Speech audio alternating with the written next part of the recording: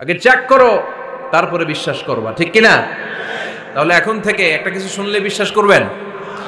একজন এসে বলল, ভাইজান আপনার মেয়েরা দেখলাম আরেক ছেলের সাথে বাজারে ঘোরাফেরা করে, ওই রমনার বটমূলে দেখলাম আপনার মেয়ে আরেক ছেলেরে নিয়ে ফষ্টি নষ্টি করে, লোকের কথা বিশ্বাস করে বাসায় যে মেয়ের চুলের মধ্যে ধরে মাইর, আইজো মায়ের কাইলো মাইর। এরকম হইতে পারে না? হয়তো ওই লোক আপনার মেয়ের মতো দেখতে আরেক মেয়েকে দেখছিল। এরকম হয় কিনা সমাজে? একজন এসে বললো, ভাই আপনি এখানে ভাবিরে তো দেখলাম ওই জায়গায় আরেক লোকের সাথে ঘোরাফেরা করতেছে, খবর রাখেন না বাসা? আপনি রেগে মেগে, ঘটনা কি? আমার খেয়ে আমার পরে আরেকজনের সাথে, যে এই বাড়িতে যে মায়ের, কোনো কথা নেই। দেখবেন যে ছোট্ট মারামারি থেকে এই ঘটনা অনেক সময় বিচ্ছেদ বা ডিভোর্স পর্যন্ত গড়ায়, ঠিক কিনা? ওই যে শোনা কথায় কান দিচ্ছেন, ফাতাবাইয়ুন, আপনি চেক করেন নাই।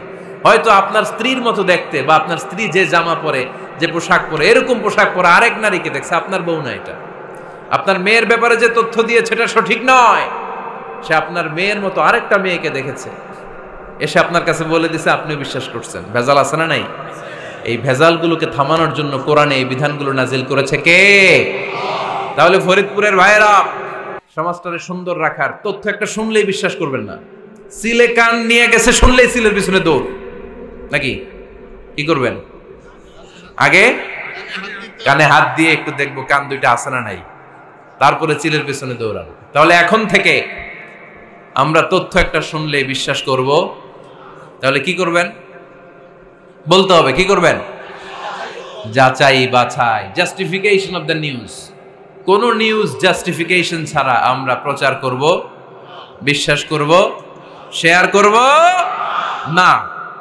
আল্লাহ বললেন, ইয়া আইয়ুহাল্লাযীনা আমানু লা ইয়াসখার কওমুম মিন কওম। ওহে আমার ঈমানদার বান্দারা, শোনো শোনো, খবরদার কখনো কোনো মুমিন বান্দারে ঠাট্টা করো না, অবজ্ঞা করো না, ঠাট্টা করো না।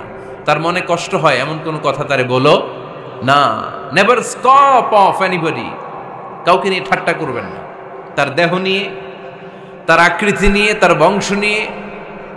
এক লোকের বাবা ছিল চোর, কিন্তু তার ছেলে অনেক ভালো। আপনি কি তারা বলতে পারবেন তুই চোরের ঘরের চোর? বলতে পারবেন?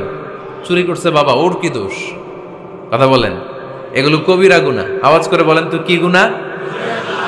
কবিরা গুনাহ। কারো আকৃতি নিয়ে, আমার ফরিদপুরের কলিজার টুকরা যুবক ভাইরা, কারো আকৃতি নিয়ে কখনো অবজ্ঞা করবে না, তুচ্ছ জ্ঞান করবে না। এটা কবিরা গুনাহ, এটা আল্লাহ খুব অপছন্দ করেন। এর কারণ আকৃতিটা আমাদের হাতে নাই।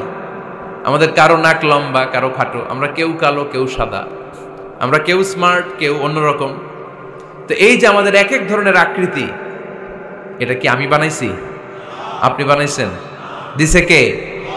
এই জন্য কারো দেহের গঠন নিয়ে যদি আপনি অবজ্ঞা করেন, এটা প্রক্ষান্তরে আপনি স্রষ্টাকে নিয়ে অবজ্ঞা করলেন। কারো দেহের আকৃতি নিয়ে যদি আপনি তুচ্ছ করেন, তাকে তুচ্ছ করেননি, আমার রবকে আপনি তুচ্ছ করেছেন। চিল্লায় বলেন ঠিক কিনা? খবরদার, তুই কালু, তুই লম্বু, তুই মোটু, তুই কানা, তুই রোহিঙ্গা, আছে না নাই? ইদানিং ইদানিং এটা খুব চলে। এই রোহিঙ্গা নামটা আছে না? ফরিদপুরে এগুলো ঢুকে নাই না? আমাদের ওইদিকে দেখি কি অবস্থা, কারোর সাথে কেউ লাগলে তুই রোহিঙ্গা। কি আশ্চর্য, এই গালি কবে আসলো? হ্যাঁ, অনেক ধরনের গালি। ঢাকায় আর একটা চলে ফইন নির্বুত, কি বলে?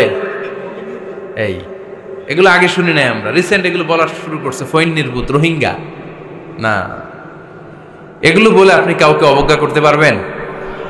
পারবেন না। খবরদার, এটা কবিরা গুনাহ, এটা ছোট গুনাহ মনে করবেন না। কারণ আকৃতি নিয়ে তুচ্ছ করা যায় না, কারণ আকৃতি দান করেছে কে? হুয়াল্লাযী ইউসাউইরুকুম ফিল আরহামি কাইফা ইয়াশা, লা ইলাহা ইল্লা হুয়াল আজিজুল হাকীম। তিনি এমন সত্তা যিনি তোমাদের চেহারার অবয়ব দিয়েছেন, তোমাদের আকৃতি দান করেছেন।